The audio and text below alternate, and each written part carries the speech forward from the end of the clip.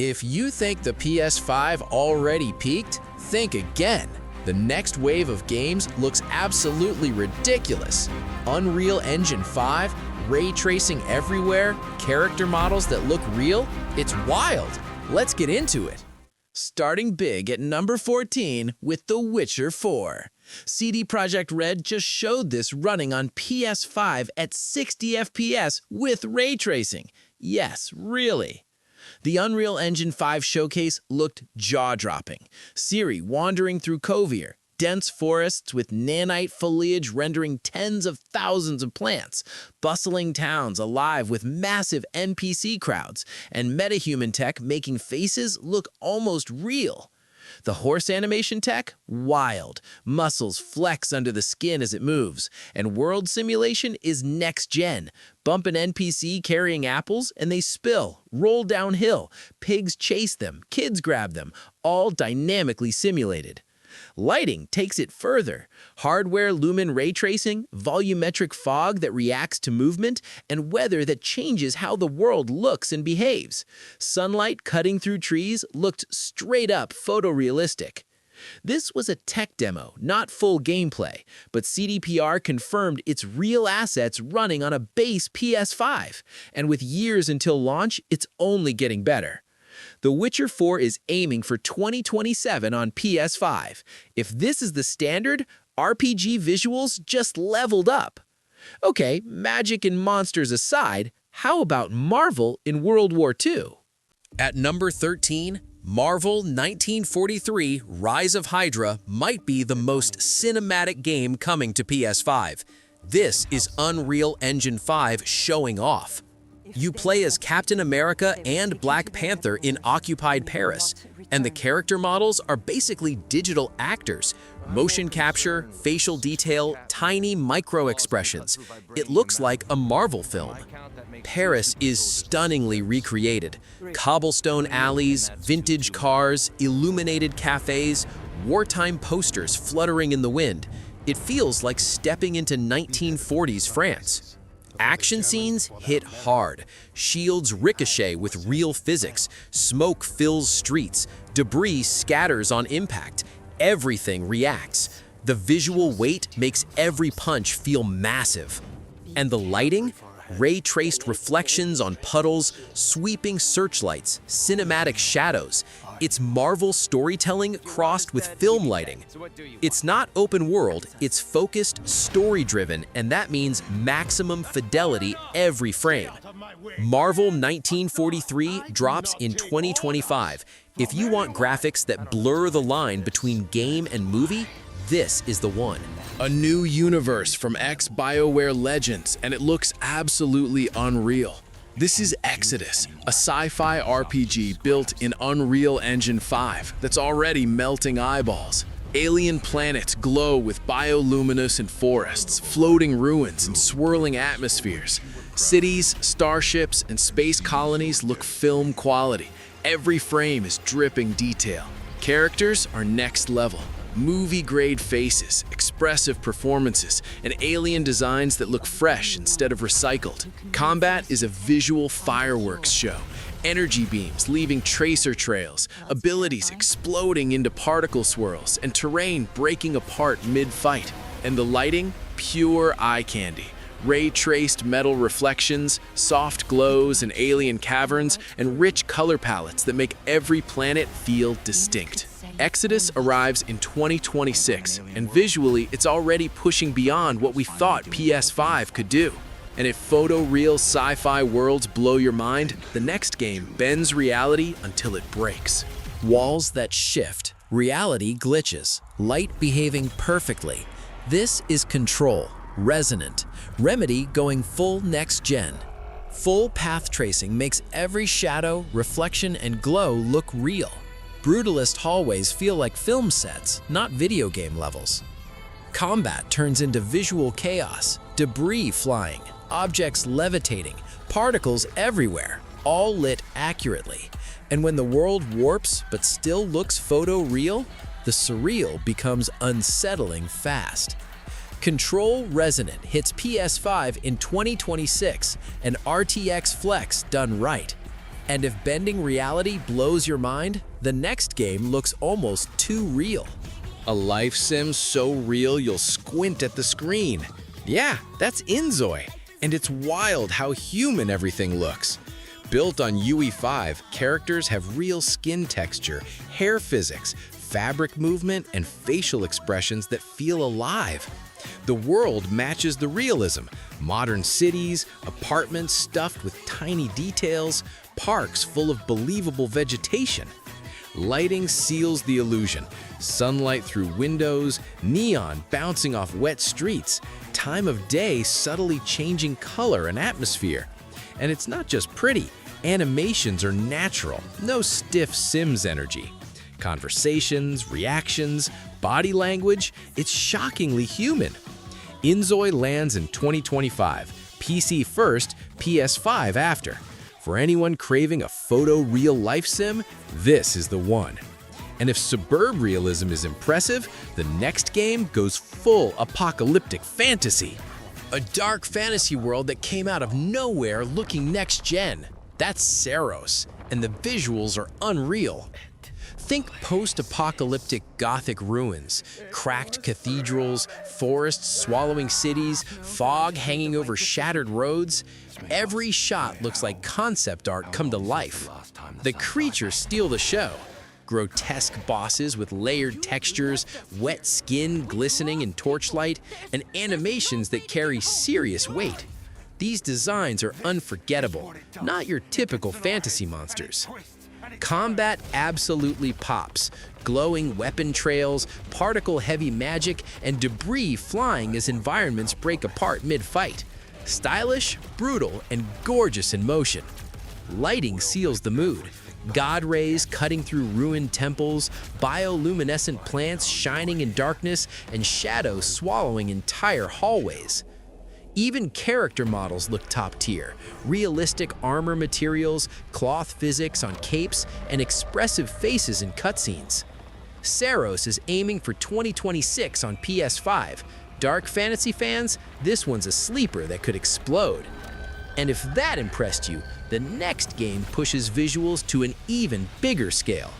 A medieval fantasy game finally pushing PS5 to its limits? Yep, that's Crimson Desert, and it looks ridiculous. Massive open world, insane variety, snowy peaks on the horizon, dusty towns buzzing with NPCs, forests so dense you can almost smell the pine. Every biome looks handcrafted, not copy-pasted. Characters are near photoreal. Skin pores, scars, cloth stitching, hair physics, all on point. And the cinematic cutscenes, you could mistake them for a CG movie trailer. Combat goes full spectacle. Sparks flying off blades, brutal finishers, and giant set-piece fights with dozens of enemies swarming at once. Boss fights look scripted, but they're gameplay. Weather makes everything pop. Dynamic storms sweeping across fields, wet armor reflecting lightning, fog rolling across valleys. Time of day shifts completely change the vibe of regions. Plus, the scale. Towering monsters, castle sieges, rope-swinging escapes, skydives, horseback chases, all in one game. Crimson Desert is aiming for late 2025 or early 2026 on PS5. Visually, it's a show-off title. And somehow, the next game is even bigger. All right, GTA 6 time. The most hyped game in history. And honestly, the graphics look unbelievable. Rockstar rebuilt its engine from the ground up. Photoreal character models, insanely dense cities, and lighting that feels like real sunlight bouncing off real streets. Vice City is alive. Beaches with realistic water physics, neon downtowns packed with detail, and swamps crawling with wildlife, all shifting with dynamic weather. NPCs are next level. Unique faces, natural animations, and actual routines that make the world feel lived in. Vehicles, too. Full interiors, real-time reflections, and damage that bends metal the way it should. Launching 2025, and visually, this is a new benchmark for open worlds. And if that's only number 7, The next 6 games are gonna blow your mind. Keeping the heat going, Neo 3. Team Ninja returns with brutal samurai combat, now powered by full next-gen muscle. Feudal Japan looks stunning. Castle strongholds lit by moonlight, rain-soaked bamboo forests, and yokai realms twisting reality with surreal detail.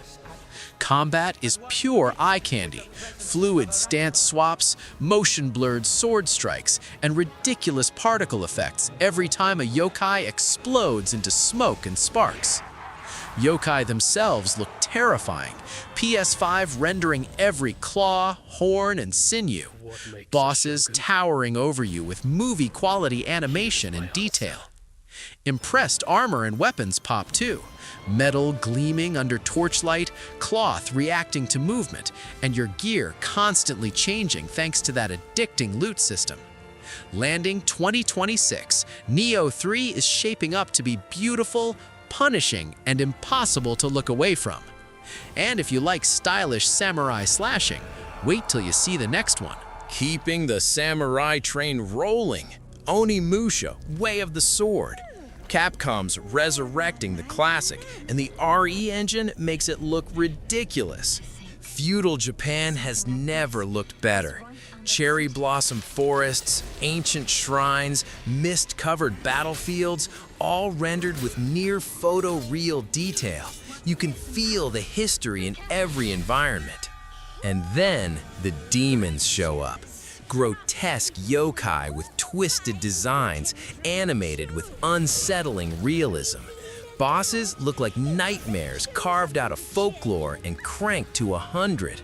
Combat visuals are wild. Sparks flying off blades, supernatural powers tearing up the ground, and armor shifting and reacting with every move. It's cinematic, but still gritty and grounded. Cutscenes look film quality thanks to facial capture and detailed costumes. This feels like a prestige samurai drama with monsters. Onimusha, Way of the Sword, hits PS5 in 2026. Samurai vibes, demon horror, next-gen Capcom visuals. This comeback is looking unstoppable. Slicing into the top 4, Phantom Blade Zero. A kung fu fever dream that looks like it escaped from a blockbuster studio. Combat is pure eye candy. Fluid motion-captured martial arts, flashy weapon trails, and impacts that feel like you're cracking bones through the screen.